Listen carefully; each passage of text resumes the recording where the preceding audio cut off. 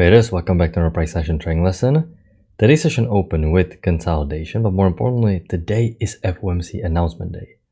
And prior to news, we can have, and this is very typical on FOMC day, slow and choppy price action. And after news come out, the market can be very volatile, bars can be big, printing super fast. So once I know that today is FOMC announcement day, I already accepted the fact and I take that into consideration that price action may be a little bit out of control, can be too choppy, and after news come out can be too volatile, but we can still get few decent opportunities. It is not uncommon, so I'm going to be open-minded and I'm going to follow price action rules. Let's see what's going to happen. We're definitely starting on a slow side. You can see low amount of bars, break, downtrend working lower. Since it's a consolidation, I need to redraw the key levels. We have a break and push to a new extreme now. And here's the first sign that the market is more bearish than I would like. It's more bearish than the trend range is holding, because this is the initial support, one bounce, second bounce, and we broke lower here, and we broke lower here again, which means I'm forced to draw my support lower like this, and I don't like doing this because this is giving me right now more of a bearish bias. So for this reason, I'm not a big fan of going long here, even though we have a break, push to a new extreme. Now it still worked eventually, you just have to ride this out. And now we have high low, new low, first entry short feather, which you can consider. It is not the worst setup because the support is somewhat holding, but as I mentioned, prices are a little bit more bearish. So at this point, it is mainly indecision. We have two conflicting patterns. We got to be careful. EMA flat exactly one of these bars. Congestion cannot take any setup. And market is working lower. And right now I know, okay, I cannot be thinking about buying anymore. It's not acting as a trend range at all. It keeps creating lower highs and low lows, but at the same time, these channels are a little bit too broad. Nothing really confirmed. So I have to be careful. When I would structure like this, I simply know, okay, this is no trade zone for me. I'm not even going to be looking for setups because it is too sideways to sell confidently, because there's not enough room to sell. The bearish trend is not strong enough. I don't want to draw any wider channel, but at the same time, we keep breaking lower slowly, so I don't want to be buying. You can see I felt second entry short. I cannot go long because it is below EMA. That's a bad sign, and we have bearish buy. So I'm just waiting. I need to see price action establish. This is exactly what you expect from FOMC announcement day. Now EMA is flattening, and I can see that we form small consolidation. So I'm going to draw kill at the bottom, kill at the top. As a price action trader, I'm always looking for the structure because I want to understand what is the context. And now we can see we're starting to enter slow consolidation. So it is getting a little bit easier for me to navigate till I get pulled back up. Prices are trending higher again. Okay. The resistance is holding, so we are definitely right now in a small trend range. So I'm thinking about trend range rules. Buy low, sell high. The signal bar here has a horrible tail at the bottom. Do I want to sell? No good lower high. I cannot sell below this horrible bullish bar. And this right here is a felt second entry long. Felt second entry long. It's above EMA, but in trend ranges, especially if the trend range is this small, you can consider selling above EMA and buying below EMA, because when the trend range is so small, you simply don't have enough time to wait for prices to break below EMA, because by the time you break below EMA, you're almost at the other extreme. So this is decent, felt second entry long, not the best, not the easiest to take, but if it's the price action rules, you're selling high, resistance is confirmed, new high, first entry long, pullback, second entry long failure. There's going to be break below this bar. Market keeps working lower, it keeps working lower, so I have to withdraw the downtrend working lower. I cannot go long above bearish bar. Your break, push to new extreme, downtrend played out. You can see we're trending so far down, we're getting so far from the trend range. I cannot be thinking about buying, I can be thinking about selling. We're far from the EMA, downtrend played out. And market is reversing to the upside, and this is nice. I always like to see clean trends like this, because on the left, this was a very messy structure, but now this is giving us a brand new cleanup trend. You can see how deep the retracement is. Massive spike above EMA, so I have to redraw a brand new uptrend as a price action trader. At this point, it is simple. I want to see second entry long at the EMA. We already have a small break new high. Okay. There's a chance there's a wider channel. Why? Well, number one, we have a break in new high without even touching the EMA. You can see how steep this looks. This doesn't really look like a convincing break. There can easily be some wider channel. And indeed, prices created another push to a new high. So this is how you can tell there's probably a wider channel. because you never truly touched the EMA once there was a break. It's still too steep. There are no two broad legs. It still visually looks like a one push working higher. This was the legitimate push, break, move to new extreme, so uptrend played out. However, there was no good long setup. You have count reset, but let's say you don't reset the count. You have a second entry long, but it's below EMA. It is a failed breakout, but count reset, it's below EMA. Had it at least stayed above EMA, then you can consider it as a valid failed breakout trade. But like this, a little bit more aggressive. And now you can see we have news announcement soon. Once you're trading FOMC announcement day, I generally take off the 1 hour before the FOMC announcement because it's just so slow. Nobody is trading, everybody is waiting for news, so you can just get trapped in a chop. Nobody's trading, the edge is dissipating, so you don't want to be trading 30 minutes hour before the news. And after news come out, you still want to give it like 10, 15, 20 minutes because market is too volatile. You can see massive spike up, news came out, we have 70 points up, break a new high, and we have massive push down. So at this point, price action is getting a little bit slower, but it is still moving fast. It's a little bit slower if you're going to compare to the initial spike, but this is just something we need to take into consideration when we are trading the FOMC announcement. A not easy day to trade, especially for novice traders.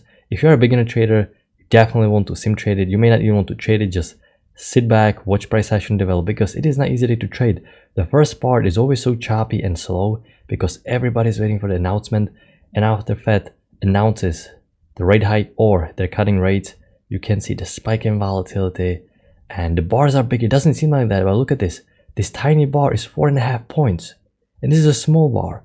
So you definitely have to scale down the number of contracts. You have to be careful. Now we have downtrend working lower. We have tiny overshoot.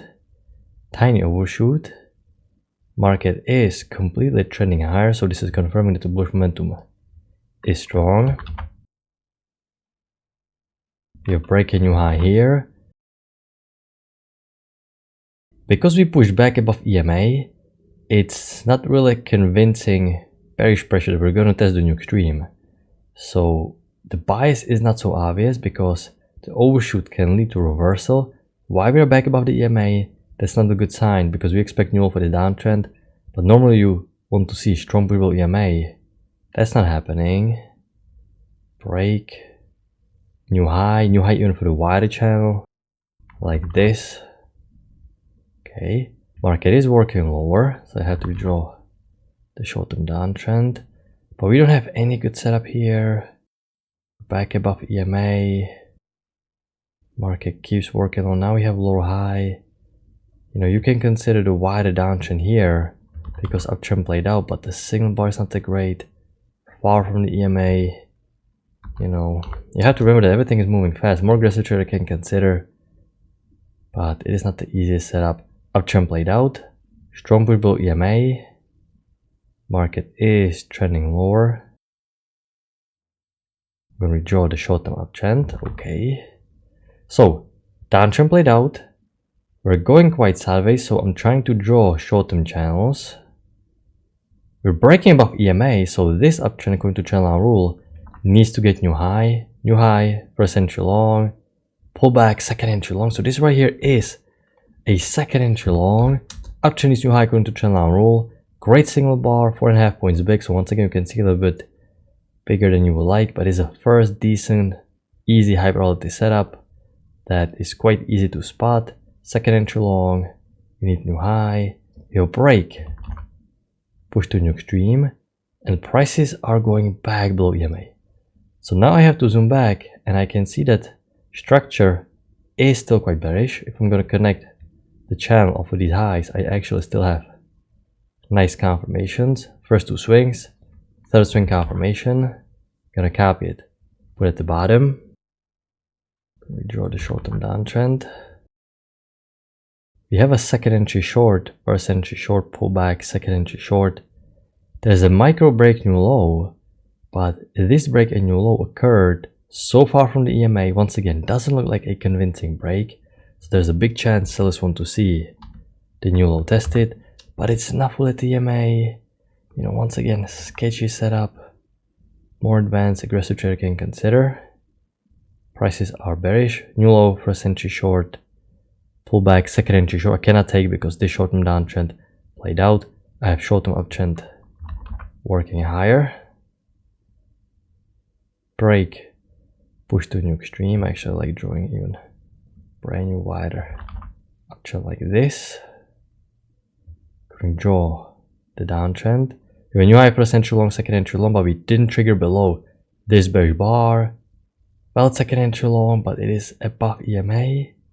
Prices are breaking lower. I want to see second entry short at the exponential moving average.